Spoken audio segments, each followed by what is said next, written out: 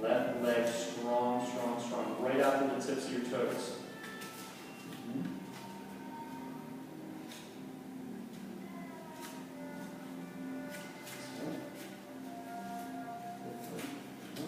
And then slowly bring the left knee back over to the chest. It's frustrating, right? It's like, you need to be able to stand on one foot. What the hell? So here's how I got much stronger with balance.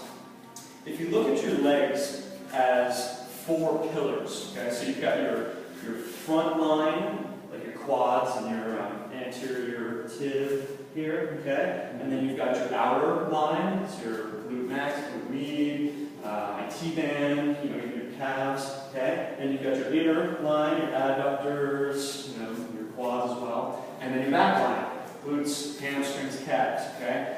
All 4 of them need to be able to work. They don't need to be equally strong. In fact, I think the ratio is like 3-to-2 quad to hamstring. Like if, let's say you go to the gym and you do the leg extensions, you should be able to do 1.5 times as much weight as you can on the hamstring curl, just for numbers sake. But anyway, inner thighs, outer thighs. You don't need to be able to lift 200 pounds with your inner thighs. What you need is for them to work when they're supposed to work. In other words, any lateral movement should be dominated by your adductors and abductors, okay?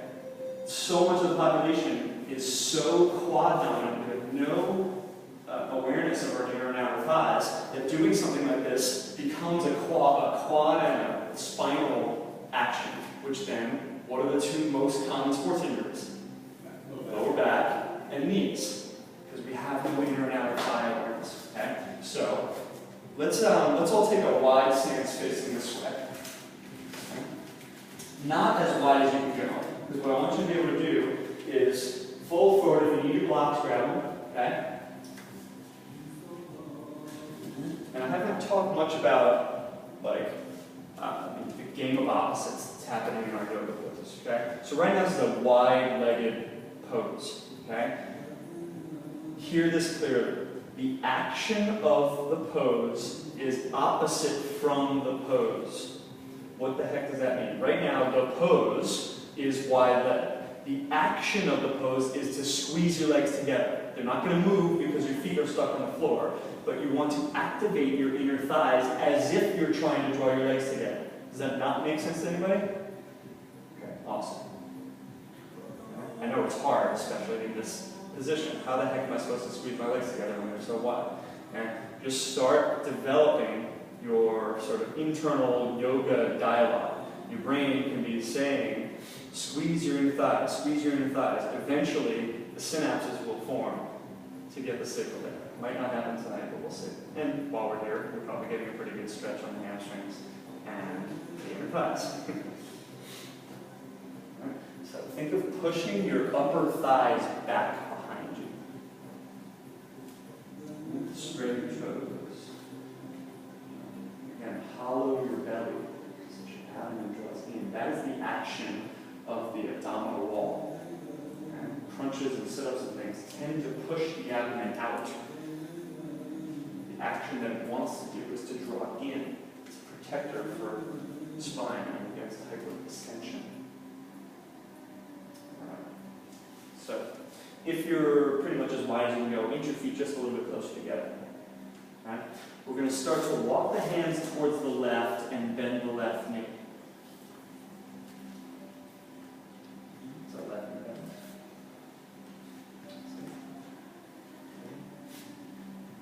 And now stay low and walk them over to the other side.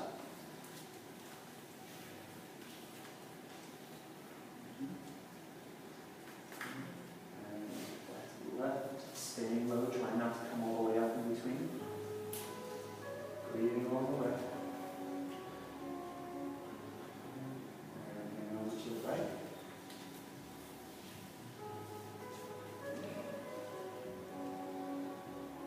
This time, coming to the left, we're going to turn the right foot so that the toes come up off the floor.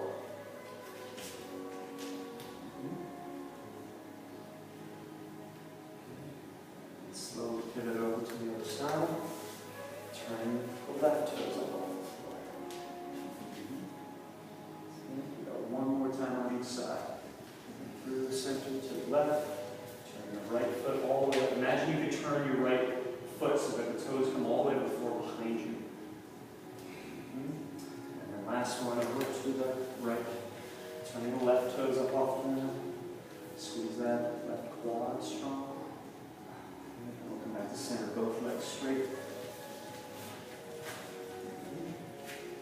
From here, we're going to pivot around towards the right, into a lunge, and then step back to downward facing dog. Breathe there. Just take a second. Notice what's happened to your legs. Probably stretched them more in the last 10 minutes than you have in 10 years. And let's get our rolling weight now. Lift up with the hips and heels, and then get that girl tilt, boy tilt action happening. Then work the rest of the spine. Good. I see that. Excellent. That is a tough skill to develop in downward dog. That's great. Up. And then roll it on back to downward dog.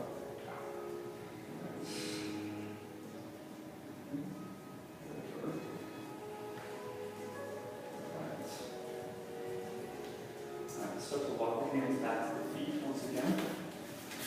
And then shoulder bend. Roll downward.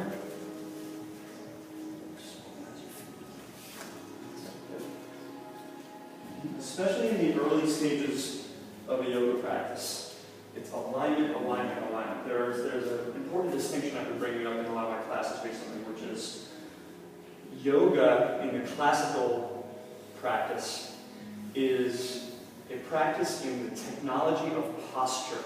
So all of these positions that we're doing are just, that's what they are, they're poses, they're postures, okay? And then as we develop our understanding of the postures, we can start to look at the technology of movement, okay? So we understand the postures first, and then we start to get into movement. So for now, this is a basic fundamental pose, foundational pose, okay? But so much work can be done in this pose. Really looking at how the knees are aligned, okay? You think about your car, if one of the wheels were out of alignment, you put enough wear and tear on it, eventually your car will have trouble. Same thing goes for your wheels of your body, your legs, okay?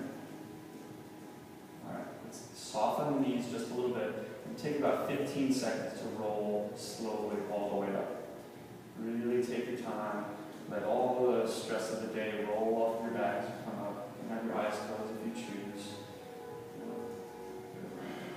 And when you come all the way up, stand in a nice tall mountain pose. Palms turn slightly forward. Feet are active. Legs are active. Core is strong. Collarbones are broad, but not at the expense of your upper back. So you want to have both your upper back and your upper chest broad. I know it's kind of paralyzed. So what do? I pull my shoulders back? The answer is yes, because as you can see with the ripple of your shirt here, we're all a little bit internally rotated. Okay? So this is another important distinction to think about is what is a principle of posture as opposed to a correction. So this is a correction of posture, is a correction of this. Okay? So we'll do this until we don't have to anymore, and then we just find that nice center, chest broad, upper back broad. Okay?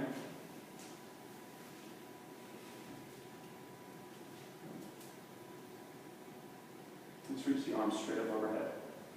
Palms facing the ceiling. Notice whether your ribs jut out when you do that. If they did, tuck them back in by squeezing your core strong. Reach up through the base of your palm. Draw your fingers towards your head. Good. Separate your hands and make them parallel. Make arms parallel to each other. Good. Really flex that wrist. That's it. Good. So with equal amounts of energy, you're reaching up through your hands and plugging down into your feet. The core of your pelvis is the focal point. Everything reaching out from that point and then pulling back in. Right? So if I, what's that? Like handstand. This is handstand upside down. Okay? You can learn everything you need to know about doing a handstand by doing it like this, okay? If you do this, standing up straight, you're probably going to do that going all the way upside down, okay? So you can start to work your rib cage and pelvis so that they mirror each other. So standing up tall, your pelvis and your rib cage mirror each other. The moment you back bend, your rib cage starts pointing that way and your pelvis starts pointing that way, okay? Slowly lower your arms down. Yes. Let's do a handstand like this. Why not? Okay.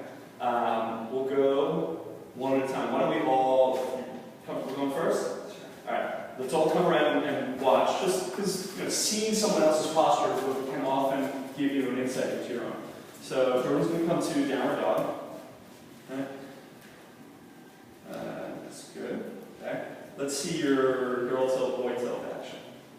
Good. So if I give him a cue like tuck your pelvis one way or the other, I know that he can do that. Okay? He's going to walk his feet forward, and he's going to bring them all the way together. That's good right there. He's going to lift his left leg straight up. Good. And now he's not going to jump. He's just going to push down into my arm and lift the other leg as high up as it goes. Keep going, keep going, keep going. I promise you will not fall over. Okay? So commit so far as if you would fall over. Push the floor away. And now tuck your ribs in. You guys see that? Alright, just going to organize this leg so it's straight. Hold on. My wrist up. That's it. Bring this leg down. Come all the way forward. Okay? Okay. That's good. Wrists we're feeling. That wrist feeling it from here. Okay. There's a million different little intricacies. His triceps could be tight. You might just not have the flexibility in his wrists yet. Okay? How do you feel otherwise? Great. Okay. Awesome. Thank you. Ready? I'm ready. Why not, right? Okay. So again, just whether you know anything about posturing for yoga, just notice the details, okay? And we avoid like, oh, his posture's good, his posture's bad. Get into the details, like, oh, it looks like his shoulders are tightening, or it looks like he's really rounding or over or hyperextending his back, okay? Let's take the hands a little bit wider. Good. Feet together, walking forward. Okay. Keep your eyes on your thumbs and your elbows straight. Lift your left leg. Good. Keep it straight, strong. Push down into me and lift the other leg as high as it goes. Yep, really straighten it too. Straighten that right leg. That's it. Good. Keep reaching that right leg as if you would go all the way over. I promise that you won't. Breathing. Straight. We're going to take this leg up too. Keep that core strong, no panic. Promise you will not fall. And if you need to, that right leg will come down again. Arms are going. Yes. Nailed this now. Cool. You guys notice anything? Any different or similarities, father to son? Interesting, right? They pretty much had the same angle, okay? Where the leg was up, but the kind of spine was at an angle to the floor. It's just time. Right? Measure it off the wall. Sure. Why not? So Michael has practiced this for a while, so he likes to do a little pop. Okay? And it's, I would say, if that's like a level 1 way to get into handstand, this would be level 2. Okay? So he comes forward and he kicks up and okay. So spread those fingers, okay? And see if you can slow the whole thing down a little bit. Even as you go up, your jump can slow down. It's like watching Michael Jordan in slow motion. See if you can just like glide. That's it. Good. Now squeeze those legs strong. Don't even try to take the feet off just yet. Keep working the spinal rib cage pelvis alignment that we were just talking about. So I'm going to have you break my hand, and you're squeeze and break my hand, and then take your butt back towards the wall. Breathe. You guys see that back hand step going on? So until he learns to start to correct that, okay, and he can just do it here. I notice when I do that, I automatically kick into that back hand, okay? Reaching up and still keeping that shoulder flexibility. He'll learn to balance once he can do that upside down. Now, orientation is weird and a little bit of fear and anxiety being upside down. Okay? So stay practice. Okay? All right. That's right. Why not? Okay. Okay. 2 rules. No panic.